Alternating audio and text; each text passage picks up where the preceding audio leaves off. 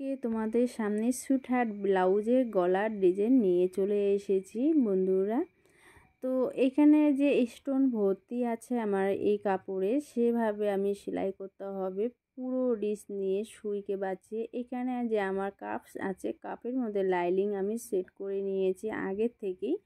তো এখানে আছে পাইপিং, সেম পাইপিং করে নিয়েছি। এখানে আমি যেহেতু কুটকোগুলোকে দিয়ে আমি এখানে টেকিন নিয়ে নিচ্ছি 1 ইঞ্চি করে বেশি আমার টেকিন আছে নিচেরটা, আর উপরের আমি টেকিনটা দিয়েছি 1/2 ইঞ্চি। এখানে তাহলে কি হয়, বেশি করে দিলে সেলাই করলে প্রিন্সেস কাটের মতন একটা মানে শেপ আসে, খুব সুন্দর একটা মানে শেপ এসেছে।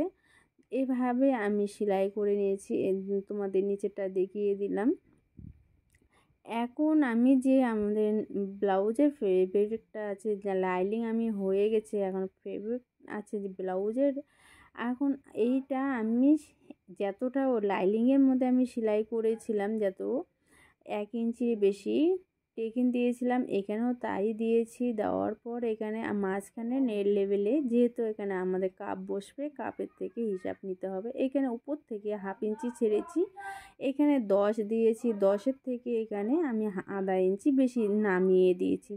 এখানে 1/2 ইঞ্চি যদি নামিয়ে দেওয়া যায়, এখানে আমি দাগও দিয়েছি, তাহলে কি হয়, এখানে 1/2 ইঞ্চি সবসময় আমাদের বেশি আমরা নিচে রাখি কেন, তাহলে ব্লাউজটা খুব ফিটিংটা সুন্দর আসে।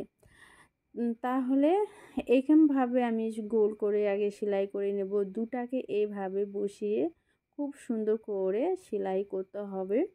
সেলাই করে বাকিটাও এরকমভাবেই আমি সেলাই সেম তোমাদের সামনেই করব।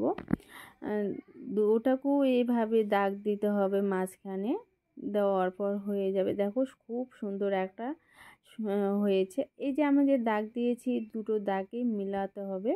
এখানে আমি ব্লাউজের যে লাইনিং আছে সেটাকে বসিয়ে উল্টো পাশে দুটোকে উল্টো করে নিয়েছি। নেওয়ার পর আমি গলাটাকে খুব সুন্দরভাবে সেলাই করতে হবে কোনাগুলোকে, তাহলে খুব সুন্দর একটা ফিনিশিং আসবে। আর এখানে কোনাগুলো যদি ভালো না হয়, তোমাদের ওই শেপটা আসবে না গলার, যেটা তোমরা নিয়ে আসতে চাইছো। এখানে সেলাইয়ের পর আমার এখানে হালকা করে কাট দিচ্ছি। কাটটা দিতে হবে, দেখতে হবে যদি সুতোটা না কাটে। এখানে উপরে চাপ সেলাই দিচ্ছি। চাপ সেলাইটা দিলে কি হবে, কাপড়টা পাল্টি করতে ভীষণ একটা সুবিধা হয় আর ফিনিশিং হয়।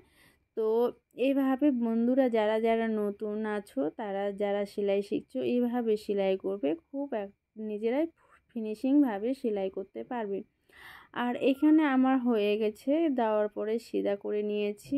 আর উপরে আমি দুটোকে যেহেতু লাইনিং আর ব্লাউজের কাপড় আছে, দুটোকে বসিয়ে সুন্দর করে বসিয়ে সেলাই করে নিয়েছি। এখন আমি গলার মধ্যে পাইপিং করব। এই পাইপিংটাকে আমাদেরকে পুরো সুন্দর করে করতে হবে, যদি পাইপিং না ফুলে বা দেখতে সুন্দর লাগে। এখানে পাইপিংটা আগে কাট করে নিয়েছি, তার ওটার ভিতরে দিয়ে আর যে আরেকটা পাইপিং আছে সেটাকে কাটিং করে রেখেছি, সেটাকে ঢুকিয়ে দিলাম।